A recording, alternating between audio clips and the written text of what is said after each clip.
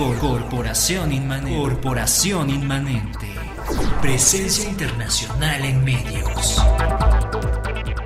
Vamos a hablar acerca del Padrino, del título en inglés The Good Father, que es una película estadounidense dirigida por Francis Ford Coppola y que fue producida por Albert S. Ruddy de la compañía productora Paramount Pictures y está basada en la novela del mismo nombre de Mario Puzo, quien adaptó el guión junto a Coppola y Robert Towne sin ser acreditado. La historia, o el film, narra la historia de Michael Corleone, un hombre apartado de los negocios mafiosos de su familia, y se mantiene apartado de ellos hasta que la vida de su padre, Don Vito Corleone, el patriarca de la familia, y la vida de sus hermanos corren peligro al negarse a entrar en el mundo del narcotráfico. Contó con un reparto encabezado por Marlon Brando, quien interpreta a Don Vito, y Al Pacino, quien interpreta a su hijo Michael. James Caan y John Cassell en el papel de los hijos de Vito, que ahí en la película se llamaban Sonny y Fredo. Sonny, que era el grande, ¿no?, el que le pegaba a todo el mundo y hasta a la esposa, y Fredo, que era el bobo, ¿no?, que era el hijo mayor pero que no sabía hacer nada, que no sabía trabajar. Y Robert Duvall como Tom Hagen. Robert Duvall, que estaba muy joven. Robert Duvall, que después de salir en muchas películas como policía, así ya como más chaparrito, ¿no?, y envejeció. Pues bueno, ahí sale muy joven Robert Duvall, haciendo el papel de Tom Hagen, que era el hijo adoptivo de Don Vito Corleone y abogado de la familia, con la tarea de consiglieri ahí en la familia Corleone. Y Diane Keaton, esta actriz guapísima que además salió en varias películas con Woody Allen, hace el papel de Kay Adams, que es la novia de Michael. El Padrino fue estrenada el 15 de marzo de 1972, ganando el primer fin de semana, nada más en el primer fin de semana, $302,393 y terminando por recaudar 134 millones, no, casi 135 millones nada más en Estados Unidos y más de 110 millones a nivel internacional. Imagínense en esos años, sumando en total casi 246 millones de dólares en ganancias, muy considerable teniendo en cuenta que el presupuesto inicial de la película fue de 6 millones de dólares. Imagínense cuántas veces no multiplicaron la inversión inicial. Un gran negocio fue esta película y es una de las producciones más aclamadas y apreciadas de la cinematografía estadounidense y mundial, siendo considerada uno de los mejores films de todos los tiempos y, pues obvio, la mejor película de Francis Ford Coppola. En 1973 se hizo acreedora a 3 premios de la Academia de las Artes y las Ciencias Cinematográficas estadounidenses por Mejor Actor para Marlon Brando, Mejor Película y Mejor Guión Adaptado para Mario Puzo y Francis Ford Coppola. Anteriormente había ganado 5 Globos de Oro por Mejor Película Drama, Mejor Director, Mejor Actor Drama, Mejor Canción Original y Mejor Guión. Esta fue la primera parte de una trilogía completada a la póster por El Padrino 2 en 1974 y concluida con El Padrino Parte 3 en 1990. Cabe destacar que es una de las pocas películas con la máxima puntuación, con la puntuación de 100 en el Metacritic, esto que es una crítica a las películas que hacen a nivel internacional. Pues bueno, obtuvo la máxima puntuación, que es de 100, y está basada la película en el libro del mismo nombre, escrito por el novelista italoamericano Mario Puzo. Aunque la novela al momento de su lanzamiento fue todo un éxito, irónicamente a Puzo no le gustaba, incluso declaró que solo la escribió con el afán de ganar dinero. Puzo conoció en la primavera de 1968 a Robert Evans, productor ejecutivo de la Paramount Pictures en ese tiempo, y le ofreció los primeros borradores de una futura obra que tentativamente se llamaba Mafia. Evans le compró los derechos de la novela Puzo por $12,500, por una ganguísima. Después de la salida y éxito de la novela, ahora titulada El Padrino, en abril de 1969, la Paramount Pictures decidió llevarla a la pantalla grande y convertirla en la típica película de gangsters. La casa productora veía en esa película una mera explotación comercial del bestseller de Puzo. A pesar del gran éxito de la novela, los directores de los estudios no querían realizar el proyecto ante el fracaso de películas de corte similar como The Brotherhood, dirigida por Martin Ritt en 1968, y estelarizada por Kirk Douglas. Sin embargo, los ejecutivos Peter Bart y Robert Evans creían que el fracaso de estas se debía a que eran realizadas por italianos hollywoodenses, y para que la película tuviera éxito, a lo que Evans se refirió como que se pudiera oler el espagueti, debía ser hecha por italoamericanos. Aunque en una clara contradicción, este día eligieron a Albert Rudy para producirla. Inicialmente se planeó como una producción clase B de bajo costo y sin mayores pretensiones. Pronto, Charles Brundon, el empresario austriaco-estadounidense dueño de la Gulf and Western, que compró la Paramount en 1966 y benefactor del proyecto, y Stanley Hafen, presidente de la Paramount, comenzaron a entrevistarse con diversos directores para el proyecto, y ante la negativa de estos contrataron a Francis Ford Coppola, un italoamericano de 31 años que solo había dirigido un puñado de películas. La polémica y la agitación siguieron al anuncio del proyecto. Presentaron protestas las ligas de los derechos civiles de los italoamericanos, senadores del Congreso de los Estados Unidos y legisladores del estado de Nueva York. Inclusive se llegaron a recibir amenazas de bomba y auténticas intimidaciones para que no se efectuara el rodaje, pero se hicieron reuniones y las negociaciones tranquilizaron a muchos de los que protestaban, a los que incluso llegó a convencerse de que participaran en la realización de la película. El primer día de producción fue oficialmente el 23 de marzo de 1971, con un presupuesto inicial de cerca de $1 millón. 3 semanas después de empezar el proceso de la cinta, cuestiones fundamentales debían aún ser resueltas: el presupuesto, el reparto, las locaciones y en qué época se situaría la acción.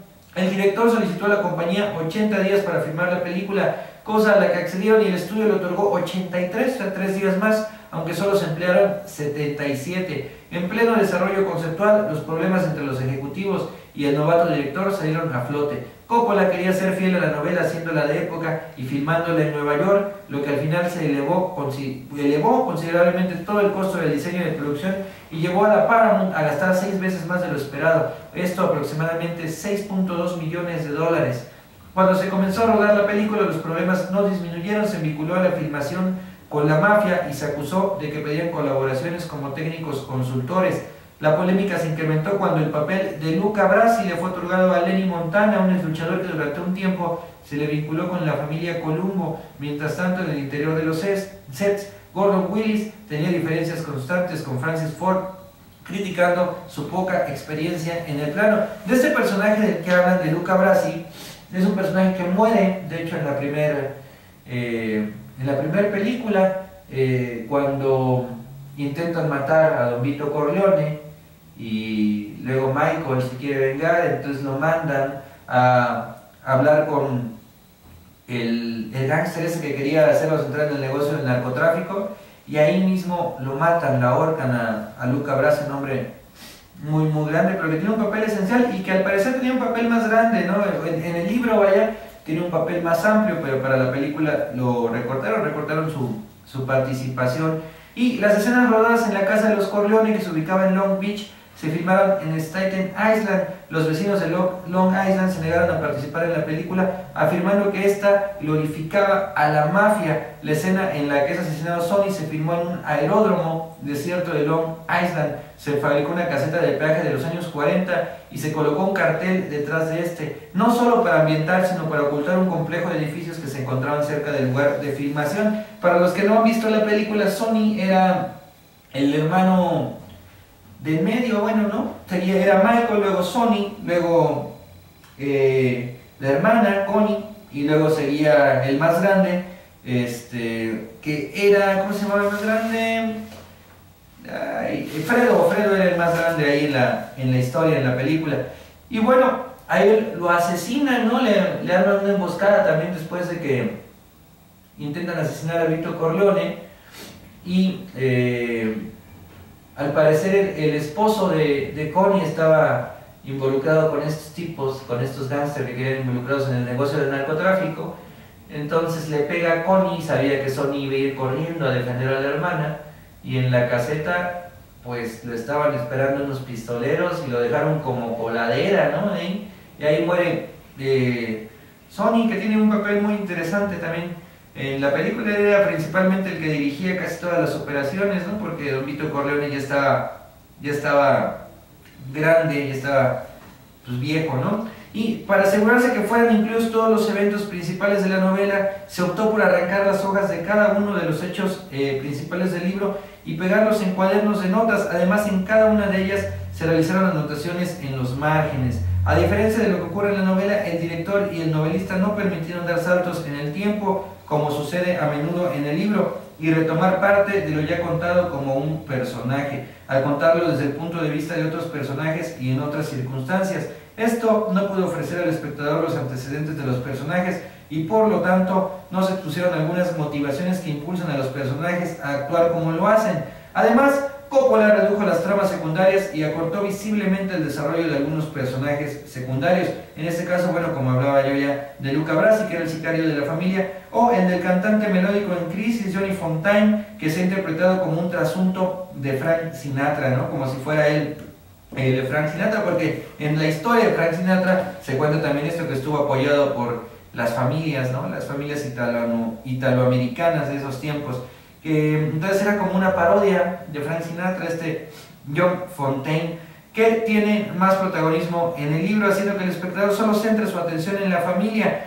Conforme leía las páginas del libro, el director descubrió los tintes de tragedia en la historia y optó por enfatizar dicha característica al máximo. De hecho, el propio Francis Ford Coppola mencionó que El Padrino le había recordado la tragedia al Rey Lear de William Shakespeare. En ella se representa el crepúsculo de un rey anciano y la ruptura posterior de su reino por las disputas entre sus tres herederas. De las tres, la menor, la que parece menos preparada, es al final quien vence. El joven Michael, el más pequeño e inexperto de la familia Corleone, hereda el mando de la familia por los errores de sus hermanos mayores. El comienzo de los ensayos de la película fue retrasado 1 hora y 45 minutos debido a que las últimas revisiones del guión no se habían hecho y después de las etapas iniciales fue expulsado por completo de la película. Paramount no le dejó ver el corte final de la misma. Coppola, a falta de guionista, contrató a Robert Towne para que escribiera un par de escenas clave que él mismo no había podido completar, entre las cuales se encontraban la escena entre Vito y Michael tras el regreso del segundo de Sicilia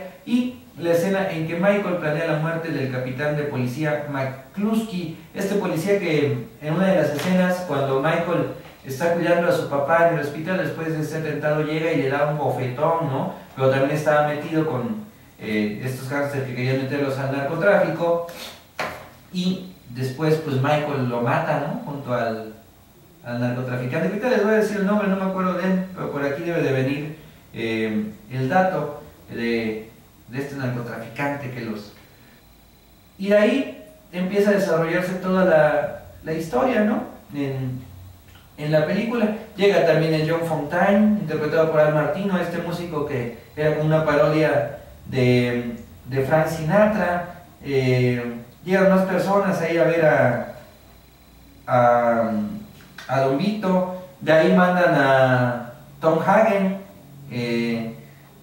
a que vaya a meterle miedo a un productor ahí de Hollywood para que le diera un papel a Johnny Fontane, y le mata un caballo, ¿no? Es una de las escenas más clásicas de la película, cuando el productor se encuentra en su casa majestuosa por ahí de Hollywood y despierta y tiene la cabeza del caballo, ¿no? Y la cama está completamente ensangrentada, e inmediatamente después accede a darle el papel en la película a Johnny Fontane, ¿no? Ahí en esta película. Bueno, vamos a mandar a otra canción de Olga Román y ahorita seguimos platicando acerca de El Padrino. Vamos a poner Apareces, que es una canción en la que colaboró también Jorge Drexler con Olga Román, y regresamos al Pellejino. Corporación Inmanente. Presencia internacional en medios.